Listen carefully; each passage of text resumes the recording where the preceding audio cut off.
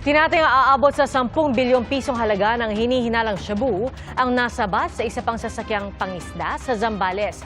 Ang hinala ng PIDEA, posibleng sa iisang grupo lang nanggaling ang naturang kontrabando at ang mga nauna pang floating shabu na nakuha kamakailan sa iba pang bahagi ng Luzon. Saksi, si Ian Cruz. 50 nautical miles mula sa pampang ng Zambales, hinarang ng Philippine Navy ang isang bangkang pangisda na kakaiba raw ang pagkilos. Nakatanggap din daw ng intel ang Northern Luzon Naval Command at Philippine Drug Enforcement Agency o PIDEA na may karga umano itong droga. Fishing vessels normally magkakadikit yan kasi pag may nahuli yung isa, this particular vessel was very far off, so it made us think that there must be something wrong or became suspicious. Nang inspeksyonin, tumambad sa mga otoridad ang tinatayang mahigit 1,000 kilo ng hinihinalang shabu na nagkakahalaga ng 10 bilyong piso.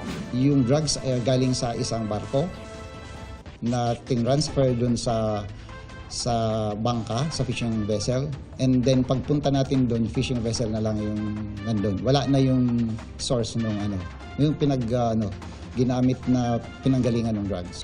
Arestado sa operasyon ng isang walang dokumentong banyaga at 4 na mangingisdang Pinoy. Ang banyaga umano ang nagrenta sa bangka. We are now checking his records sa ating Bureau of Immigration kung paano siya nakapasok ng bansa. According to him, he's a Chinese-Malaysian.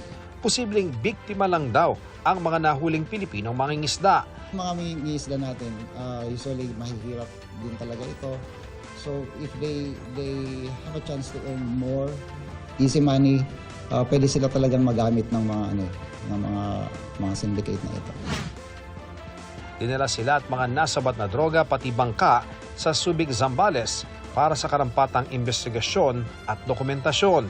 Ilang markings gaya ng tsaa ang nakita sa mga nakumpiskang droga.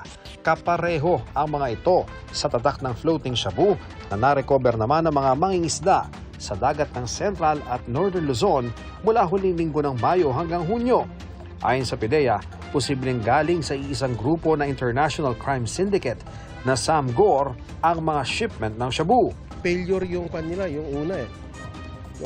So yung mga genetison na lang nila, tinapon yung mga una, ito ay replenishment ito. Isinailalim ng PIDEA sa field test ang laman ng mga pakete. For the initial test, it is positive for methamphetamine and amphetamine properties.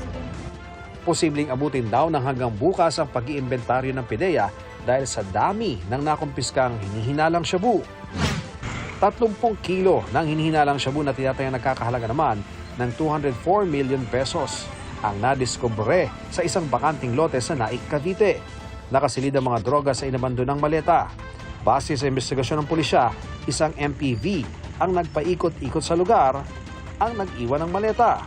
Posibleng may katransaksyon umano ang sasakyan sa lugar pero naunahan ito ng gwardya at ng mga otoridad. Patuloy ang investigasyon.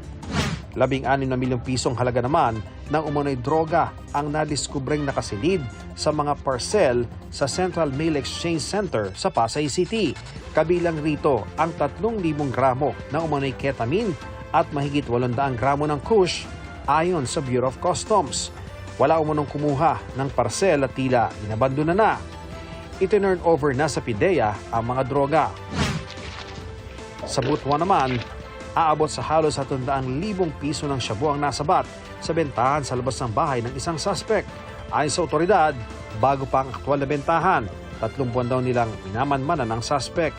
Inaalam pa kung saan galing ang droga na ibinebenta raw ng suspect sa mga truck driver at mga estudyante.